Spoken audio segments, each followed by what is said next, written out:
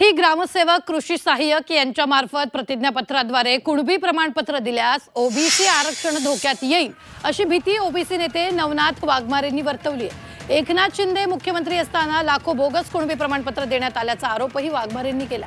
ओबीसीचं राजकीय आरक्षण संपवण्यासाठी प्रस्थापित राजकीय नेत्यांनी मोठं षडयंत्र केल्याची टीकाही त्यांनी केली आणि त्यामुळे ओबीसींमध्ये जनजागृती करण्यासाठी संघर्ष यात्रा काढणार असल्याचा इशारा त्यांनी दिलेला आहे।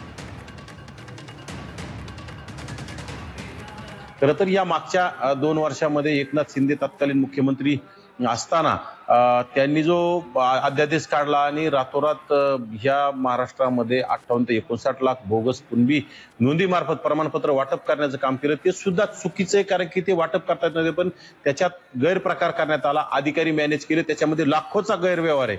म्हणजे 25,000पासून तर 5 लाखापर्यंत प्रमाणपत्र वाटण्याचं काम केलंय।